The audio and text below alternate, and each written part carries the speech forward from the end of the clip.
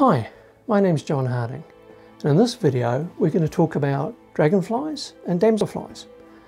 These are pretty cool insects.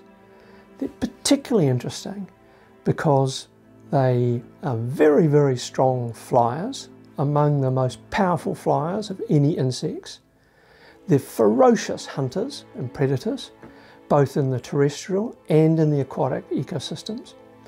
And they have a somewhat complex life cycle.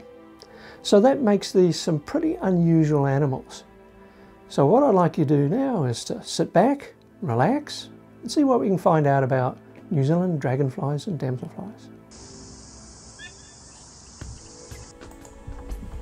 Dragonflies have been around for a very long time. They're in the fossil record, and there's been fossils found from ancestral dragonflies over 300 million years ago. Today we have dragonflies and damselflies, which are members of the order Odonata, or Odonates, and there's about 3,000 species worldwide. But in New Zealand we've only got 10 species of dragonflies, which are also called Anisoptera, and 4 species of damselflies, which are called Zygoptera.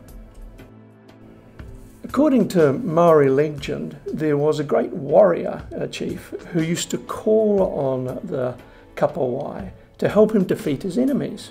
The kapawai apparently appeared in swarms, attacking the faces of his enemies and helping him to defeat them. In New Zealand, dragonflies and damselflies seem to inhabit primarily standing water, so you'll commonly find them in wetlands, along the edges of lakes, large pools and ponds, anywhere where there's permanent water. So what's the difference between a dragonfly and a damselfly? Well, hopefully you can see from this photo, one obvious difference is that dragonflies can't fold their wings. They have very strong muscles, but those muscles really are dedicated entirely to flight. In contrast, the damselfly can actually fold its wings behind its body. So we can see that in this sort of photograph here, where I've tried to take a photograph of a dragonfly, and you can see that this was way behind my camera to be able to capture the wings of the dragonfly here in action. And basically there's 3 things going on. There's both direct muscles and indirect muscles working against each other. And then there's the fact that each of the 4 wings of a dragonfly actually move slightly out of sync. A couple of years ago there was this really cool experiment done which showed that if you took an unconscious dragonfly and dropped it upside down, the dragonfly will naturally, because of the architecture of its wings, would naturally land the right way up, which is sort of what this photograph is showing here, which I think is actually pretty cool.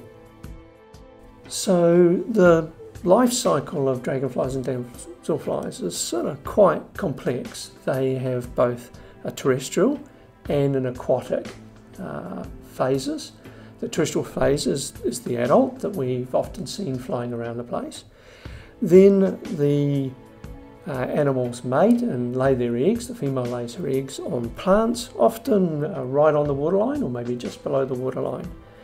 And then this first instar, this young juvenile, emerges out of the egg, and it's called a pro-nymph. So this is the only group of animals that have this thing called a pro-nymph. It's the first instar, the first young. Doesn't last very long before it molts again and starts to grow into the nymphs that we often see. Dragonflies can have up to 15 different molts, so they molt a lot and they can live quite a long time in the water, 3 to 5 years depending on the type of dragonfly. Then finally the nymph comes out of the water and molts and emerges as the adult that we often see flying around the place. So here's a dragonfly nymph, a juvenile. This particular one is sort of stalking along the bottom of the bed there.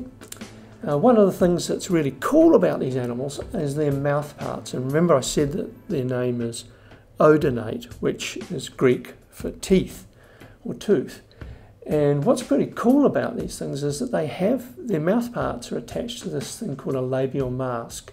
And it's sort of a little bit like an elbow. At rest, it sits directly underneath the eyes, but when they see some prey, the labial mask drops down and shoots out and captures or embeds the prey with these jaws that you can see here in this diagram. And here's what is the last thing that some prey see. This is a tadpole. You can see it's been caught by this dragonfly, and you can imagine how vicious they look. They're very ferocious. Here's a damselfly, and if you look carefully, you can see there's a chironomid wriggling around there. Oh, it's just been eaten.